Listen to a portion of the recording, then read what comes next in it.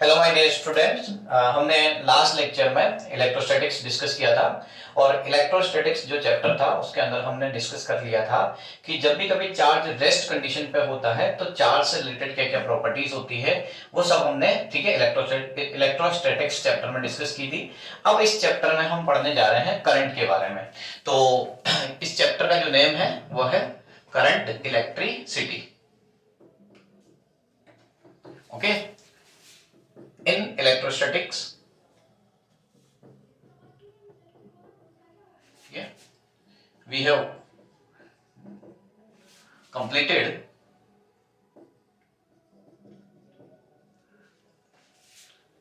properties associated with charge at rest. Now we will discuss now we will discuss about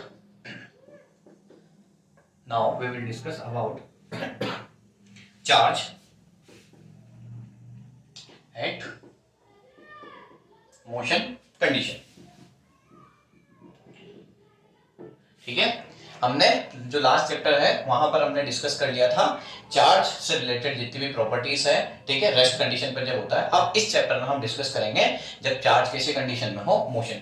जब भी कभी charge motion condition में होता है तो उसे हम बोलते हैं करंट। ठीक है, तो सबसे पहले हम बात कर लेते हैं करंट होता क्या है, डेफिनेशन क्या है। The rate of flow of charge is called current. The rate of flow of charge is called current. Means क्या है, I is equals to होता है Q by T। यहां पर Q क्या होता है, चार्ज, और T क्या होता है, टाइम। ठीक है, और चार्ज को जो है वो कूलाम में मेजर किया जाता है, टाइम को सेकंड में, और कूलाम इनटू सेकंड को ही हम क्या बोलते हैं, एम्पियर। क्या बोलते हैं, एम्पियर। ठीक है, और रिप्रेजेंट कैसे करते हैं, कैपिटल ए से। तो बेसिकली करंट होता क्या है, the rate of flow of charge, कितना चार्ज पास कर रहा है पर्टिकुलर टाइम पीरियड में। ठीक है, तो आई इक्वल्स टू क्या हो जाएगा, क्यू बाई टी। और इसकी जो यूनिट है, चार्ज को मेजर किया जाता है कुलाम में, टाइम को मेजर किया जाता है सेकंड में, तो कुलाम पर सेकंड जो होता है वो एम्पियर है। एम्पियर को जो रिप्रेजेंट किया जाता है वो कैपिटल ए से रिप्रेजेंट किया जाता है। ओके, अब यहां पर जो है करंट जो है वो टू टाइप्स की होती है। ठीक है, first is AC alternating current and the second is DC, that is called direct current। ठीक है, तो जो ये अल्टरनेटिंग करंट है इसको हम सेपरेट चैप्टर में डिस्कस करेंगे। इस चैप्टर में हम केवल डीसी के बारे में डिस्कस करेंगे, डायरेक्ट करंट के बारे में। ठीक है, एसी के लिए सेपरेट चैप्टर होगा। चलो, यहां पर करंट को और अच्छे से डिफाइन करने के लिए हम टू टर्म्स काम में लेंगे, जो कि क्या है, एक है हमारे पास एवरेज करंट और सेकंड क्या है, इंस्टेंटेनियस करंट। तो इनको डिटेल में देखते हैं। ठीक है, एवरेज करंट क्या होता है, एवरेज करंट। तो एवरेज करंट क्या होता है, if delta Q charge pass through a cross section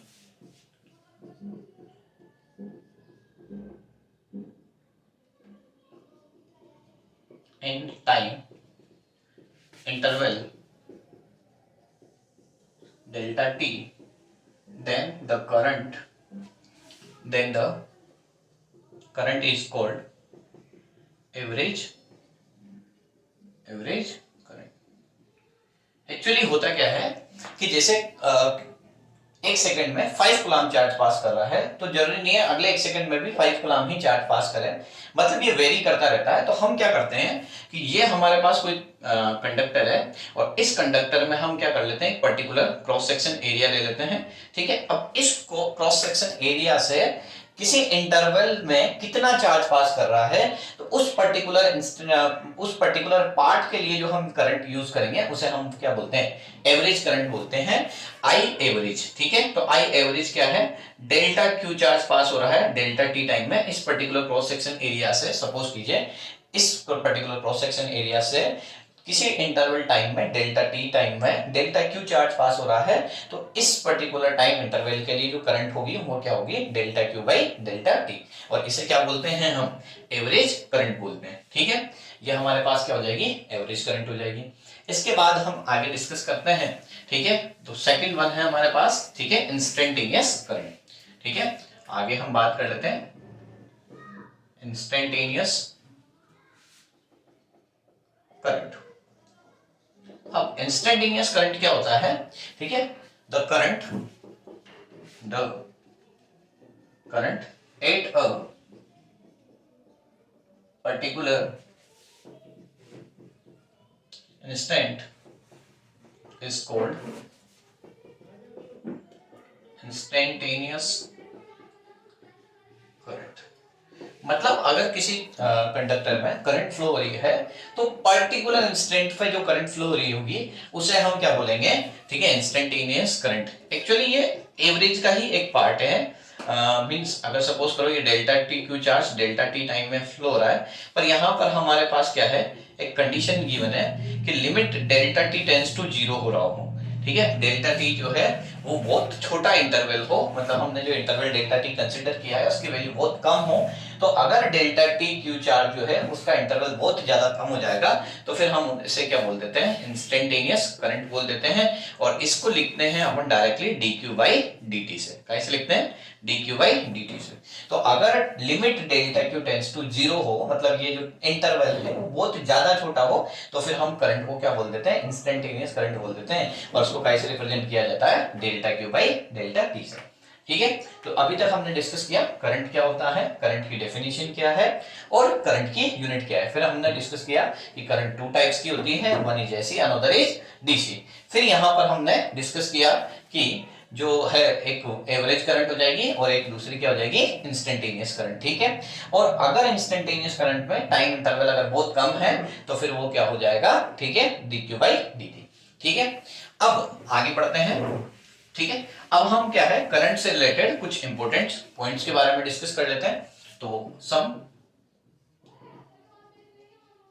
important points. ठीक है, तो क्या क्या है, ध्यान से सुनना। जब भी कभी किसी भी कंडक्टर में करंट फ्लो होती है, तो करंट फ्लो की जो डायरेक्शन होती है वो पॉजिटिव चार्ज की डायरेक्शन में होगी। तो फर्स्ट पॉइंट क्या है, the current is flowing in the direction of positive charge. ठीक है, जो करंट होगी वो पॉजिटिव चार्ज की डायरेक्शन में होगी। आप वैसे भी बोल सकते हैं the current is flowing in the direction of electric field. ठीक है, तो यहां पर लिख सकते हैं current is flowing in the direction of electric field. Okay, ठीक है, करंट जो फ्लो होती है वो पॉजिटिव चार्ज की डायरेक्शन में फ्लो होती है, साथ के साथ जो करंट है वो इलेक्ट्रिक फील्ड की डायरेक्शन में। थर्ड और most important, current flowing in the opposite direction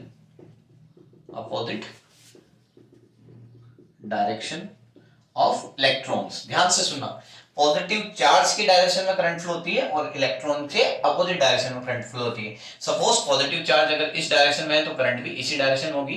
पर यहां पर अगर हमारे पास, ठीक है, हम देखते हैं कि इलेक्ट्रॉन अगर इस डायरेक्शन में है तो करंट की डायरेक्शन क्या होगी, अपोजिट। मतलब पॉजिटिव चार्ज की डायरेक्शन में करंट फ्लो होती है और नेगेटिव चार्ज के अपोजिट डायरेक्शन में करंट फ्लो होती है। एक और मोस्ट इंपोर्टेंट पॉइंट, ठीक है, current is a scalar quantity. अच्छा, करंट के पास मैग्नीट्यूड भी होता है, करंट के पास डायरेक्शन भी है, फिर भी ये कैसी क्वांटिटी होती है, स्केलर क्वांटिटी होती है, वेक्टर नहीं होती है। क्यों नहीं होती, उसके पीछे रीजन क्या है, क्योंकि ये वेक्टर अलजेब्रा के रूल्स को फॉलो नहीं करती है। Means current is a scalar quantity because it does not follow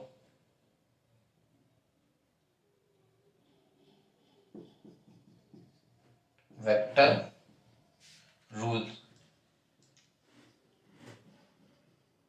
okay, ये वेक्टर अलजेब्रा के जो रूल्स होते हैं उसको फॉलो नहीं करते। क्यों नहीं? सपोज करो यहाँ से करंट आई आ रही है और ये यहाँ पर टू पार्ट्स में डिवाइड हो रही है, I1 और I2, और यहाँ इन दोनों के बीच में एंगल है 60 डिग्री।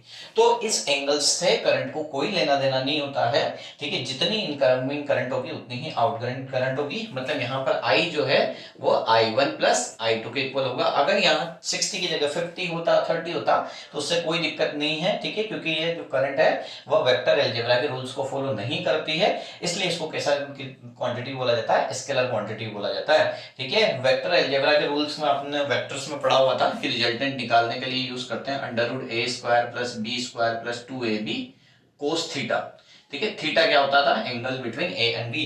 पर यहाँ पर कुछ भी एंगल हो उससे हमें कोई लेना देना नहीं है, क्योंकि यहाँ पर वेक्टर अलजेब्रा के रूल्स को ये करंट फॉलो नहीं करती है, इसलिए कैसी क्वांटिटी कहलाएगी? स्केलर क्वांटिटी कहलाएगी, ठीक है। एक और पॉइंट जो कि मोस्ट इंपोर्टेंट है जिसको हम डिस्कस कर लेते हैं, जो कि हमारा 5th पॉइंट हो जाएगा, ठीक है। और 5th पॉइंट जो है वो क्या कहलाएगा? चार्ज जो होता है वो मीन्स नेट चार्ज जो होता है किसी भी कंडक्टर पे वो 0 होता है। Net charge on the conductor, net charge on the conductor is 0। Net charge on the conductor is 0 means क्या है? ध्यान से सुनना कि यहाँ पर कोई वायर है, ठीक है, और इस तरीके से इसका क्रॉस सेक्शन एरिया बढ़ रहा है।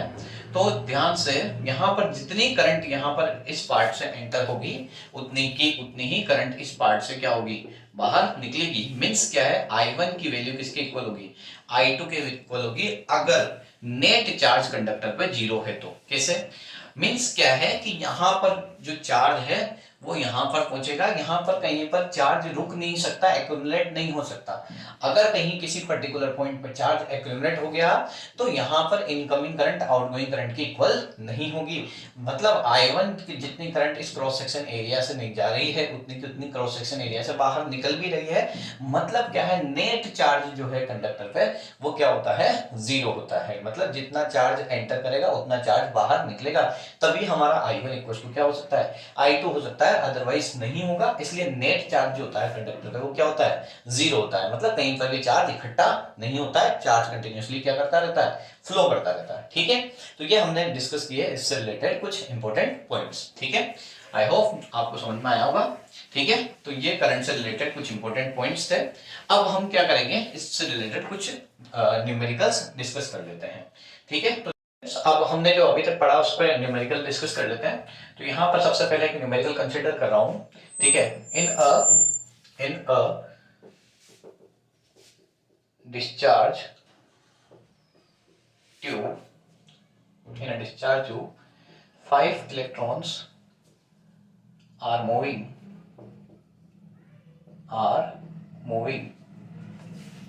from left direction. Okay, in a discharge tube 5 electrons are moving in a left direction and 4 protons are moving in right direction from a cross section in every second. Then find the magnitude and direction of current. ध्यान से सुनना, हम एक numerical consider कर रहे हैं। यहाँ पर हमारे पास कोई, ठीक है, वायर है, ठीक है, और इस वायर में यहाँ पर कोई क्रॉस सेक्शन एरिया कंसीडर कर लेते हैं। और इस क्रॉस सेक्शन एरिया से, ठीक है, जो 5 इलेक्ट्रॉन्स है वो तो लेफ्ट डायरेक्शन में मूव कर रहे हैं और 4 प्रोटॉन्स जो है वो राइट डायरेक्शन में मूव कर रहे हैं। मीन्स 4 प्रोटॉन जो है वो तो राइट डायरेक्शन में और 5 इलेक्ट्रॉन्स जो है वो लेफ्ट डायरेक्शन में यहाँ पर क्या कर रहे हैं, मूव कर रहे हैं। तो हमें पता करना है, ठीक है, कि इस क्रॉस सेक्शन एरिया से कितनी करंट पास होगी, नेट करंट की वैल्यू जो है वो क्या होगी। तो ध्यान से देखिएगा, यहाँ पर हमको यहाँ पर नेट करंट फाइंड आउट करनी है। तो यहाँ पर नेट करंट, इसको सपोज करें 5 इलेक्ट्रॉन की वजह से जो करंट हो रही है उसको हम I1 बोल देते हैं, और 4 प्रोटॉन्स की वजह से जो करंट हो रही है उसे हम, ठीक है, I2 बोल देते हैं। तो यहाँ पर जो I1 है means I1 due to 5 electrons, तो 5 इलेक्ट्रॉन्स की वजह से जो करंट होगी वो होगी Ne होता है तो 5E होगी, ठीक है। और इसकी जो डायरेक्शन है वो कैसे होगी, 5 इलेक्ट्रॉन्स अगर लेफ्ट डायरेक्शन में मूव कर रहे हैं तो करंट किस डायरेक्शन में होगी, राइट डायरेक्शन में होगी, क्योंकि हमने पढ़ा है कि जो करंट की फ्लो होती है वो इलेक्ट्रॉन्स के अपोजिट डायरेक्शन में होती है। यहाँ पर हम I2 के बारे में बात कर लेते हैं। I2 ड्यू टू 4 प्रोटॉन्स की वजह से जो करंट होगी वो कितनी होगी, 4E होगी, ठीक है। Ne फॉर्मूला होता है। अब यहाँ पर 4 प्रोटॉन्स की वजह से जो करंट फ्लो होगी वो किस डायरेक्शन में होगी, राइट डायरेक्शन में होगी, ठीक है। क्यों, क्योंकि प्रोटॉन्स की डायरेक्शन में क्या होती है, करंट फ्लो होती है। तो यहां से हम बात करें तो I नेट जो है वो क्या होगा, I1 प्लस I2। अब यहाँ हम देख पा रहे हैं कि 5 इलेक्ट्रॉन्स की वजह से जो करंट फ्लो हो रही है वो भी राइट साइड में है, और 4 प्रोटॉन्स की वजह से जो करंट फ्लो हो रही है वो भी राइट डायरेक्शन में है। मतलब दोनों की राइट डायरेक्शन क्या है, सेम है। अगर यहाँ पर दोनों करंट्स की डायरेक्शन अगर सेम है तो यहाँ पर हम क्या लिखेंगे, 5E प्लस 4E। तो यहां से नेट करंट जो मिलेगी मुझे वो मिलेगी 9E। और हम जानते हैं एक इलेक्ट्रॉन पे जो चार्ज होता है वो कितना होता है, 1.6 into 10 to the power minus 19 coulomb. तो यहां से करंट की जो वैल्यू मिलेगी मुझे वो मिल जाएगी 14.4 into 10 to the power minus 19 ampere. Okay, ये हमारे पास क्या हो जाएगी, नेट करंट की वैल्यू हो जाएगी, ठीक है, इस क्रॉस सेक्शन से, ठीक है। ऐसा ही एक और न्यूमेरिकल कंसीडर कर लेते हैं, उससे और अच्छे से क्लियर हो जाएगा, ठीक है। तो देखना यहाँ पर नेक्स्ट न्यूमेरिकल क्या है। यहाँ पर नेक्स्ट न्यूमेरिकल ये है कि कोई वायर है, ठीक है, इसके इस क्रॉस सेक्शन एरिया से सपोज 10 इलेक्ट्रॉन्स जो है वो राइट डायरेक्शन में मूव कर रहे हैं, और 5 प्रोटॉन्स जो है वो भी, ठीक है, 5 प्रोटॉन्स जो है वो भी राइट डायरेक्शन में ही क्या कर रहे हैं, मूव कर रहे हैं, ठीक है। दोनों की डायरेक्शन क्या है, यहाँ पर सेम है। तो इस केस में हमें क्या पता करना है, नेट करंट पता करनी है, करंट का मैग्नीट्यूड भी पता करना है और डायरेक्शन भी पता करनी है। तो यहाँ सबसे पहले नेट करंट जो है I नेट वो हम लिख लेंगे I1 प्लस I2। यहाँ I1 करंट बोल रहा हूं मैं due to the 10 electrons and 5 proton की वजह से जो करंट होगी उसे हम क्या बोल रहे हैं, I2। तो यहाँ से 10 इलेक्ट्रॉन्स की वजह से जो करंट है तो उसको लिखेंगे current due to 10 electrons. Current 10 electrons की वजह से जो होगी वो से क्या लेंगे, 10E लेंगे, और इसकी जो डायरेक्शन होगी वो किधर होगी, टुवर्ड्स लेफ्ट डायरेक्शन होगी। क्यों होगी टुवर्ड्स लेफ्ट, क्योंकि हमें पता है कि करंट की डायरेक्शन के अपोजिट डायरेक्शन, ठीक है, करंट जो होती है वो इलेक्ट्रॉन्स की डायरेक्शन के अपोजिट डायरेक्शन में फ्लो होते हैं। और यहाँ पर जो है प्रोटॉन्स की वजह से करंट ड्यू टू प्रोटॉन्स लिखेंगे। तो यहाँ पर करंट ड्यू टू प्रोटॉन जो है वो हो गई कितनी, 5E होगी, और इधर प्रोटॉन की वजह से जो डायरेक्शन होगी वो किधर होगी, राइट डायरेक्शन में होगी, क्योंकि हमने पढ़ा है कि प्रोटॉन की डायरेक्शन में ही क्या होती है, करंट फ्लो होती है। तो यहाँ पर करंट ड्यू टू 10 एम्पियर को हमने I1 बोला है, करंट ड्यू टू 5 प्रोटॉन को हमने I2 नेम दिया है।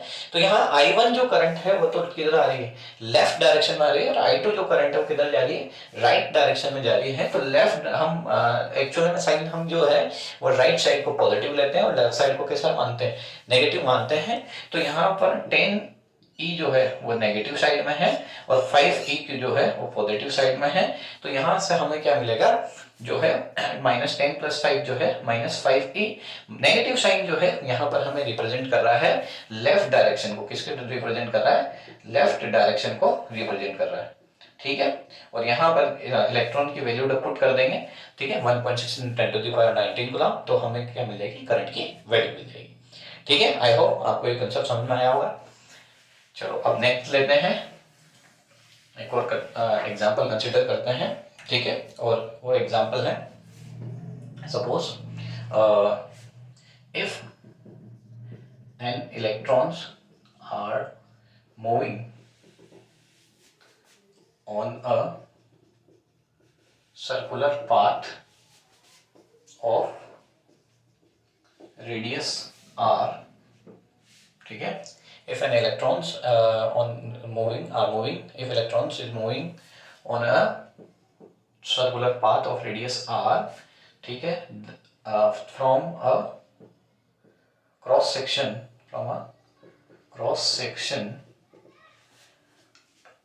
with a velocity v,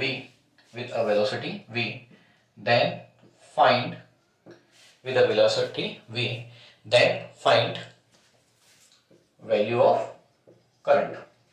हमें क्या पता करना है? करंट. अब हम करंट का फॉर्मूला क्या जानते हैं? I इज टू क्या होता है? dq by dt. ठीक है. सपोज सिचुएशन क्या है कि यहाँ पर कोई हमारा सर्कुलर पाथ है, ठीक है. अब इस सर्कुलर पाथ पे कोई इलेक्ट्रॉन जो है, ठीक है, वो रिवॉल्व कर रहा है. इस सर्कुलर पाथ पे कोई इलेक्ट्रॉन रिवॉल्व कर रहा है इस तरीके से, और इसकी इलेक्ट्रॉन की जो वेलोसिटी है वो v है. और हमें क्या करना है? इस पर्टिकुलर पॉइंट पे, ठीक है, करंट की डायरेक्शन होता है. इन एन इलेक्ट्रॉन, ठीक है, if an electron is moving on a circular path of radius r from a cross section with a velocity v, then find the value of current, ठीक है, at that point. ठीक है, at that point. ठीक है, इस particular point पर अपने को, तो इसको सपोज करो P नेम दे देते हैं, तो हमें इस P पॉइंट पर करंट की डायरेक्शन पता करनी है. तो I इक्वल्स टू क्या होता है? dq by dt. और यहाँ पर ध्यान से देखना कि जो करंट चार्ज है, ठीक है, वो हमारा चार्ज क्या है? इलेक्ट्रॉन्स है जो कि मूव कर रहा है I. और यहाँ पर टाइम हमें पता करना है, तो यहाँ से ध्यान से देखिएगा. टाइम जो है, हम जानते हैं टाइम का फॉर्मूला होता है, टाइम इक्वल्स टू होता है डिस्टेंस अपॉन स्पीड. ठीक है, तो डिस्टेंस जो है वो सर्कुलर पाथ की डिस्टेंस है, तो हम डिस्टेंस ले लेंगे 2πr, और जो स्पीड है उसको लेंगे हम v, क्योंकि v वेलोसिटी से क्या कर रहा है? ये रिवॉल्व कर रहा है. ठीक है, तो यहाँ से करंट की वैल्यू जो है वो क्या हो जाएगी? ev by 2πr. ओके, तो यहाँ से जो करंट की वैल्यू होगी वो क्या होगी? इस पॉइंट के थ्रू ev बाई 2π. इस इक्वेशन में थोड़ा सा चेंजेस ये हो सकता है कि अगर इलेक्ट्रॉन जो है वो v वेलोसिटी से ना रिवॉल्व करके, ठीक है, ओमेगा वेलोसिटी के साथ रिवॉल्व कर रहा होता, तब इस पॉइंट पे करंट की वैल्यू क्या होती? सपोज क्वेश्चन आपको दे देता कि इलेक्ट्रॉन जो है वो ओमेगा एंगुलर वेलोसिटी के साथ रिवॉल्व कर रहा है, तो हमें क्या करना है? इस पी पॉइंट पे करंट की डायरेक्शन को पता करना. तो इस पी पॉइंट पे करंट की डायरेक्शन पता करने के लिए हम क्या करेंगे? वही सेम फॉर्मूला लगाएंगे. आई इक्वल्स टू क्या होगा? dq by dt. ठीक है, चलो मैं इसे इरेज करके पूरा स्टार्टिंग से कर देता हूँ. ठीक है, तो देखना यहाँ पर हमें I इक्वल्स टू लिखा मैंने dq जो है अभी भी इलेक्ट्रॉन्स ही हैं, और dt जो है वो टाइम जो है. अब ध्यान से सुनना कि जब ये पूरा सर्कुलर रिवॉल्व करेगा तो ओमेगा एंगुलर वेलोसिटी है, तो टाइम का फॉर्मूला वही लिखेंगे. टाइम का फॉर्मूला क्या होता है हमारा? Distance upon speed. टाइम का फॉर्मूला क्या होता है? Distance upon speed. अब डिस्टेंस जो है वो एंगल की फॉर्म चेक करेंगे, तो पूरा जब आवर कवर करके आएगा तब ये कितनी डिस्टेंस कवर करेगा? ये 2π डिस्टेंस कवर करेगा. 2π, और स्पीड जो है अब की बार क्या है? ओमेगा स्पीड है, तो क्या लिखेंगे? ओमेगा. ओके, तो यहाँ से I इक्वल्स टू क्या हो जाएगा? e omega upon 2π. ये किसकी वैल्यू हो जाएगी? मेरे पास करंट की वैल्यू हो जाएगी. ठीक है, आई होप आपको यहाँ तक समझ में आ रहा होगा.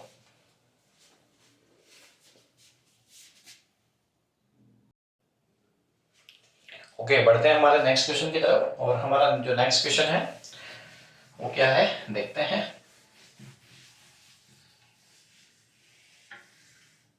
ठीक है, तो हमारा नेक्स्ट क्वेश्चन जो है वो है इन अ कंडक्टर. ठीक है, in a conductor material density is 20 gram per centimeter cube. Okay, in a conductor material density is 20 gram per centimeter cube and atomic mass is 200. ठीक है, then find number of free electrons find number of free electrons per unit volume, then find number of free electron per unit volume. ये हमें find out करना है और हमें ये given है कि ईच एटम, ठीक है, of conductor gives 2 electrons.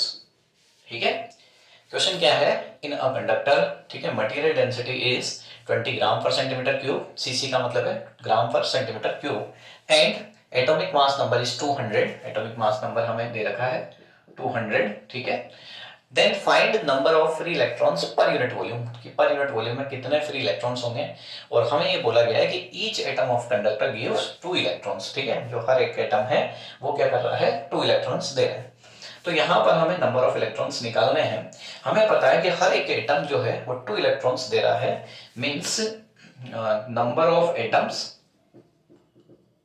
Multiply by 2, ठीक है। ये क्या मिलेंगे हमें, पर यूनिट वॉल्यूम पे मिलेंगे, ये मिलेंगे अपन पर यूनिट वॉल्यूम के लिए, तो number of atoms multiply by 2 ये हमें मिलेंगे पर यूनिट वॉल्यूम के लिए।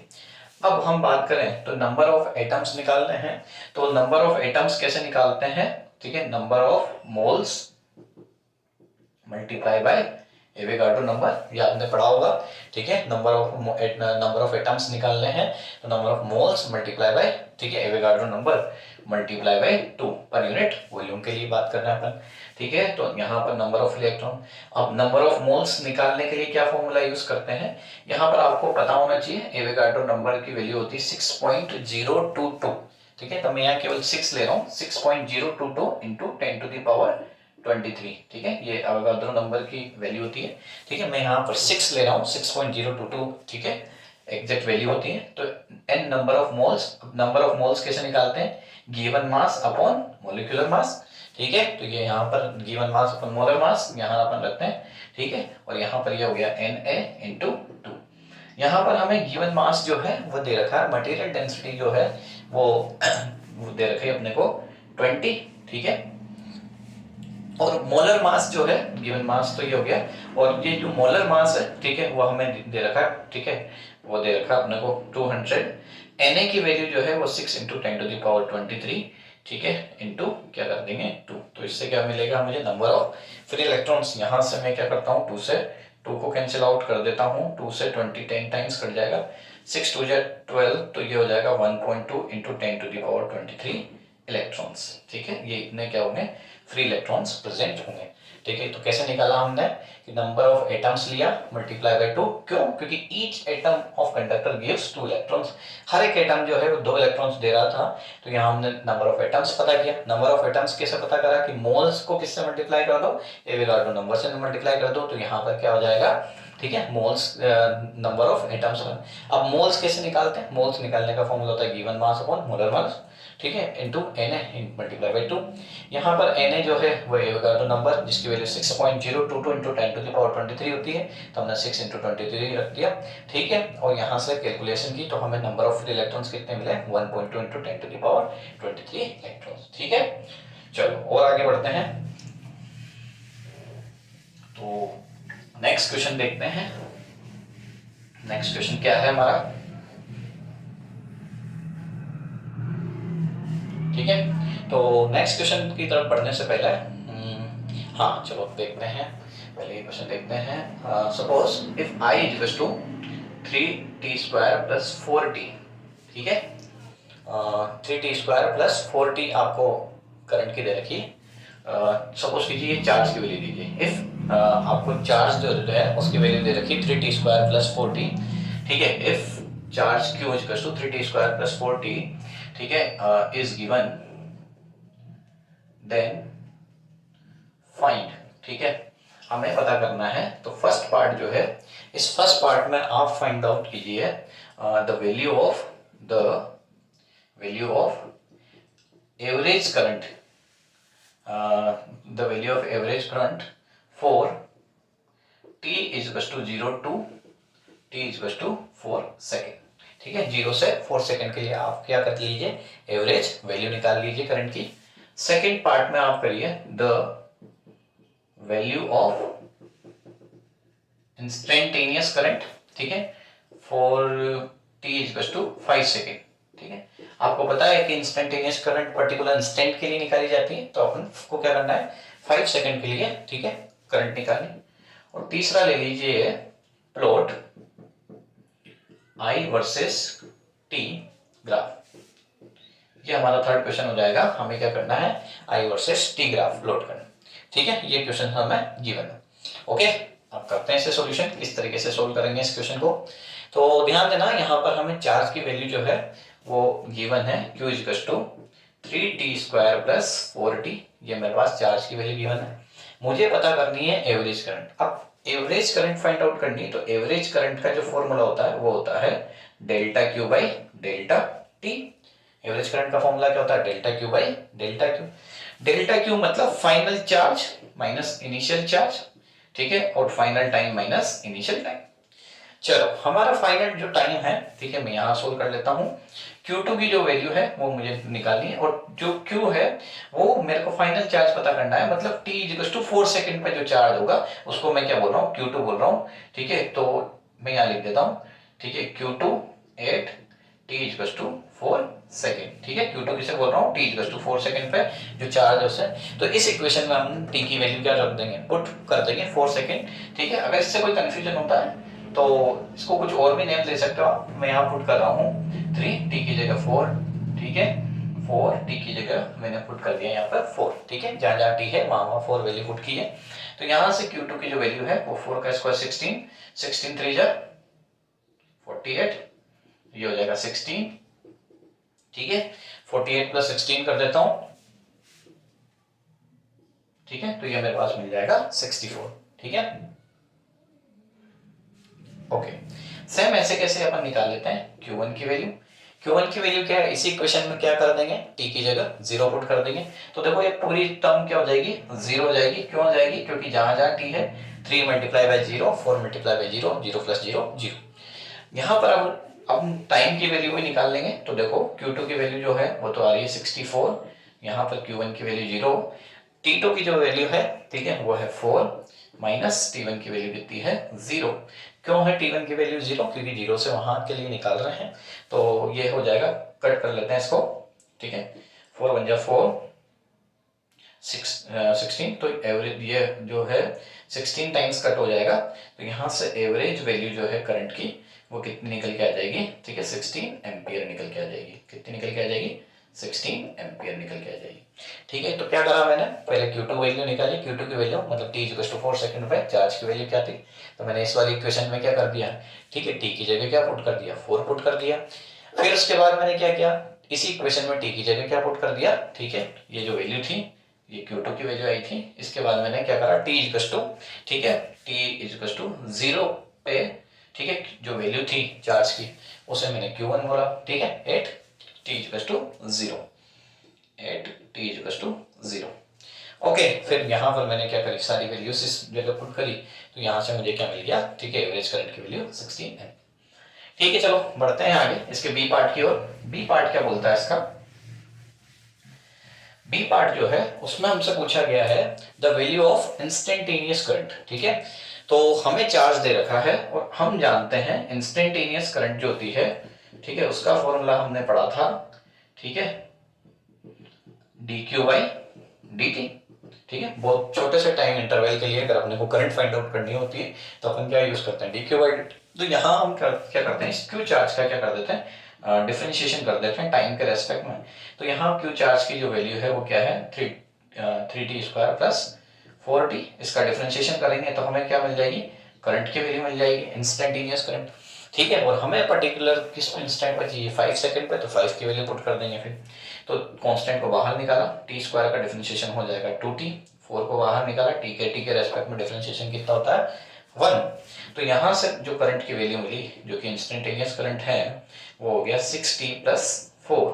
अब यहाँ पर किस वैल्यू को पता करना है, t इक्वल टू 5 सेकंड पे, सो 8t इक्वल टू 5 सेकंड अगर हमें पता करना है तो यहाँ पर i इंस्टेंटेनियस जो है वो क्या करेंगे 5 रख देंगे। तो 6 5 से कितना हो जाएगा, t की जगह डायरेक्ट लिख रहा हूँ मैं यहाँ पर 5 प्लस 4, तो इसको सोल्व करने पे आई की जो वैल्यू मिलेगी वो कितनी मिल जाएगी, 30 प्लस 4, 30 प्लस 4 मीन्स आई की वैल्यू 34 एम्पियर यहाँ पर हमें मिल जाएगी। ओके, ये क्या है, हमारी इंस्टेंटेनियस करंट आई है। किस पे आई है instantaneous current, t equal to 5 second पे। ओके, अब हमसे पूछा गया है कि इसका I वर्सेस t ग्राफ भी प्लॉट कर दी, तो हमें इसके लिए करंट की इक्वेशन की जरूरत पड़ेगी। तो हम करंट की इक्वेशन को रख लेते हैं यहाँ पे। I इक्वल टू कितनी आ रही है हमारे पास, ठीक है, करंट की इक्वेशन डिफरेंशिएशन के बाद 60 प्लस 4 आ रही है, तो ये मैंने 60 प्लस 4 को रख लिया है। बाकी पार्ट को मैं इरेज कर रहा हूं ताकि मैं सी पार्ट को सोल्व कर सकूं। तो ये बी पार्ट कंप्लीट अपना, ठीक है, तो समझ में आ रहा है। यहाँ पर सी वाला पार्ट देखते हैं। तो सी वाले पार्ट में देखो करंट की इक्वेशन है हमारे पास 60 प्लस 4। तो यहाँ एक बार रखता हूँ, टी की वैल्यू 0 रखते हैं, ठीक है, ये हम पुट कर रहे हैं, ये अपनी वैल्यू अपने अकॉर्डिंग पुट करते हैं, ठीक है। तो यहाँ पर मैंने टी की वैल्यू 0 पुट करी, तो यहाँ से हमें t equal to 6 into 0 plus 4, तो यहाँ से आई की वैल्यू कितनी मिल जाएगी, 4 एम्पियर। मीन्स जब t की वैल्यू 0 है तो करंट कितनी हो। एक बार हम ये कर सकते हैं कि इसमें i की वैल्यू को क्या कर सकते हैं, 0 पुट कर सकते हैं। अगर इसी इक्वेशन में i की वैल्यू पुट करोगे 0, तो 6t प्लस 4 होगा, ठीक है।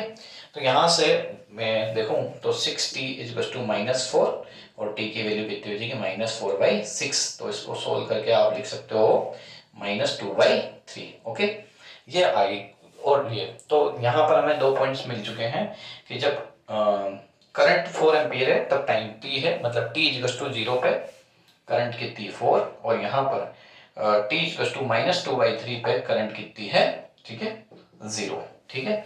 अब हमें क्या करना है, I versus t graph plot करना है। तो यहाँ पर ध्यान से देखना, यहाँ पर मैं इस वाले एक्सिस पे सपोज करो I ले रहा हूँ, इस वाले पे t ले रहा हूँ।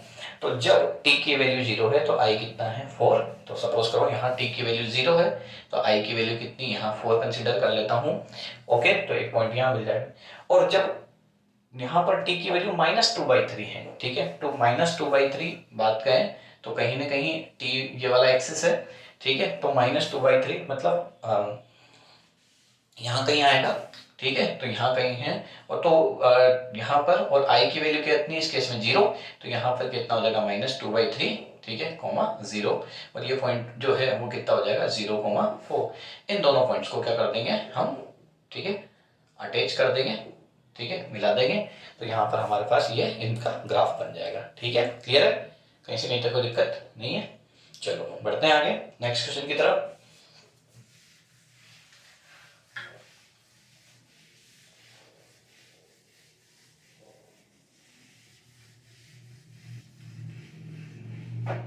ओके, अब एक सिचुएशन ये भी बन सकती है इसमें कि अगर आपको चार्ज देके आपसे करंट पूछा गया है, तो नेक्स्ट क्वेश्चन में आपसे ये पूछा जा सकता है कि आपको करंट की वैल्यू दे दें, ठीक है। तो आपको 3t² + 4t + 5 ले लिया, सपोज करो ये मैंने ली करंट की वैल्यू, ठीक है, एंड करंट की वैल्यू दे दी आपको, ठीक है। और आपसे पूछा गया फाइंड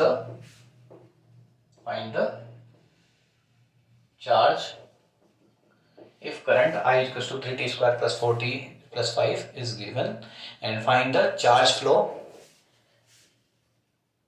ठीक है, find the charge flow at 5 second, ठीक है। आपको 5 सेकेंड पे क्या करना है, चार्ज फ्लो निकालना। तो अब ध्यान से सुना, I is equals to क्या पता है आपको, dq/dt।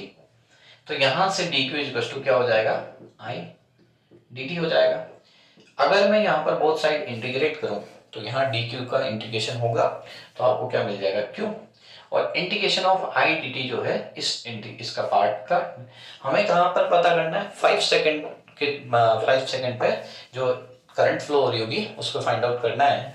तो यहाँ पर अपन लिखेंगे 3t² + 4t + 5, ठीक है, इसका इंटीग्रेशन करते हैं। तो ध्यान से देखना, यहाँ पर 3 बाहर, t² का क्या हो जाएगा बेटा, t³ प्लस, ठीक है, 4 बाहर, ठीक है, 4 बाहर रख दिया मैंने, ठीक है।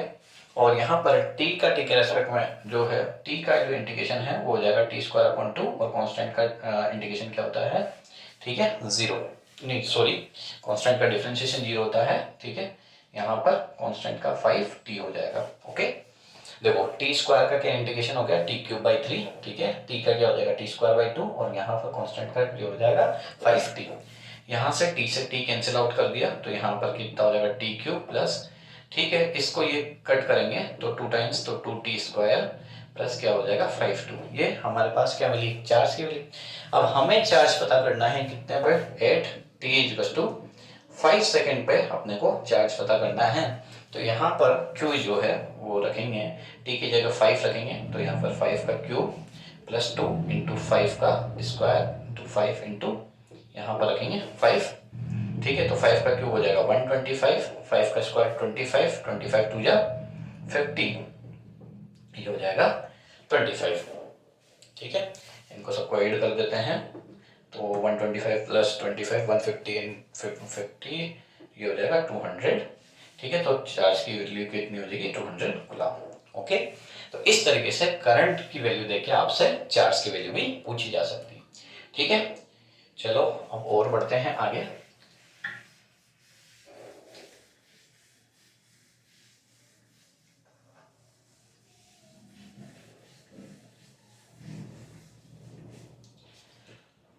ओके, आगे हम एक नोट के बारे में डिस्कस कर लेते हैं, तो ध्यान से सुनना, ये नोट बहुत इंपॉर्टेंट है।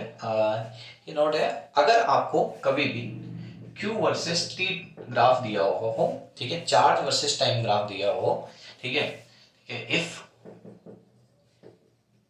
Charge versus time graph is given, then slope of graph gives current, ठीक है।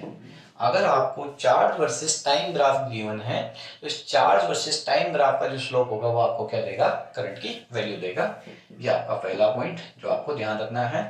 ध्यान से दूसरा एक पॉइंट क्या है, if current versus time graph is given, ठीक है, करंट और टाइम के बीच में ग्राफ दे रखा है, then area under time versus current versus time graph, area under graph gives charge, ठीक है। अगर चार्ज वर्सेस टाइम का ग्राफ है तो उसका स्लोप जो है वो आपको क्या देगा, करंट की वैल्यू देगा। और करंट वर्सेस टाइम ग्राफ है तो उसका area under current versus time graph जो है वो आपको क्या देगा, चार्ज की वैल्यू देगा। चलो इन पे एक एग्जांपल्स ले लेते हैं। सपोज ये आपको कोई ग्राफ गिवन है जो कि है चार्ज वर्सेस टाइम के बीच में, और ये यहाँ पर एंगल दिया हुआ है 30, ठीक है। हमसे पूछा गया है find the value of current. हमसे क्या पूछा गया है कि हमें करंट की वैल्यू फाइंड आउट करनी। तो करंट की वैल्यू कैसे पता करेंगे, हमें पता है कि इसका हम स्लोप निकाल लेंगे और इसका जो स्लोप होगा, ठीक है, वो हमें क्या देगा, करंट की वैल्यू देगा। तो स्लोप हम जानते हैं tan थीटा के इक्वल होता है, और tan थीटा हमें कितना गिवन है, यहाँ पे 30 गिवन है, ठीक है। यहाँ पर थीटा कितना गिवन है, tan 30। तो यहाँ पर हम जानते हैं कि स्लोप tan थीटा के इक्वल होता है, और यहाँ पर जो है वो tan 30, यहाँ पर जो tan 30 है, ठीक है, वो tan 30 की वैल्यू कितनी हो जाएगी, 1/√3। और ये जो 1/√3 ये किसकी वैल्यू हो जाएगी, हमारे करंट की वैल्यू हो जाएगी। तो करंट की वैल्यू कितनी हो जाएगी, 1/√3 एम्पियर। क्योंकि हमने क्या पढ़ा, इसका जो स्लोप होता है, ठीक है, करंट चार्ज वर्सेस टाइम का जो स्लोप होगा वो हमेशा किसकी वैल्यू देगा, करंट की वैल्यू देगा। तो चार्ज वर्सेस टाइम का स्लोप लिया तो करंट की वैल्यू निकाली, तो करंट की वैल्यू कितनी आई, 1/3 एम्पियर। चलो आगे बात करते हैं, if current versus time graph is given, ठीक है। तो इस पे भी क्वेश्चंस ले लेते हैं छोटा सा, उससे आपको क्या है टॉपिक अच्छे से समझ में आ जाएगा। यहां पर है, सपोज कीजिए कि आपको गिवन है करंट वर्सेस टाइम ग्राफ, ठीक है, ये टाइम वाला है, ठीक है, एक्स एक्सिस टाइम का है, वाई एक्सिस करंट का ले लिया है, ठीक है। हमको क्या कंसिडर करना है कि हमें पता करना है, चलो क्वेश्चन इस तरीके से ले लेता हूं, ठीक है, ये वाला शेप दिया हुआ है और यहाँ लिखा हुआ है 2, यहाँ लिखा हुआ है 4, यहाँ पर लिखा हुआ है 4, यहाँ लिखा हुआ है 5। ओके, हमसे पूछा गया है find value of current, find value of charge, find value of charge, find value of charge at t equals to 5 second. हमको क्या करना है, 5 सेकेंड पे हमको चार्ज की वैल्यू पता करना है। अब मुझे पता है कि अगर IT ग्राफ का जो है वो एरिया निकाल लूंगा तो इस IT ग्राफ का जो एरिया है वो मुझे क्या देगा, ठीक है, चार्ज की वैल्यू देगा। कैसे आया ये, I इज टू हम जानते हैं dq बाई dt होता है, तो यहाँ dq इज टू क्या होता है I dt। ओके, इंटीग्रेट करेंगे बोथ साइड, तो dq की इंटीग्रेशन क्या होगा q, और हमें पता है इंटीग्रेशन ऑफ I dt मतलब इसका पूरे का इंटीग्रेट करना है, मतलब मुझे क्या करना है, इसको ऐड करना है, तो ये उससे मुझे क्या मिलेगा, ठीक है, इंटीग्रेशन ऑफ I dt, ये क्या होगा, एरिया, एरिया अंडर, ठीक है, करंट वर्सेस टाइम ग्राफ, ठीक है। तो ये अब इसका हम एरिया फाइंड आउट कर लेते हैं, तो एरिया में यहाँ निकाल रहा हूँ, ये मुझे शायद दिखाई दे रहा है कि ये ट्रेपेजियम है, तो ट्रेपेजियम का फॉर्मूला लगाता हूँ 1/2 sum of parallel side, sum of parallel side, तो यहाँ एक पैरेलल साइड ये है, एक पैरेलल साइड ये है, ठीक है, तो सम ऑफ पैरेलल साइड एक तो 5 की हो गई, और एक ये जो है ये 4 - 2 कितने की होगी, 2 की, इन दोनों के बीच में गैप कितने का है, 4 का, तो यहाँ से 2 से 4 2 टाइम्स कैंसिल आउट कर दूंगा, तो 5 + 2 7 × 2 मतलब 14, ठीक है। तो यहाँ पर जो है ये चार्ज की जो वैल्यू है एरिया अंडर कर्व, ये कितना आ जाएगा, 14 कूलम आ जाएगा, ठीक है। आई होप आपको ये पूरा लेक्चर समझ में आया होगा, इसमें अगर कोई डाउट है तो आप मेरे को बता सकते हैं। Thank you.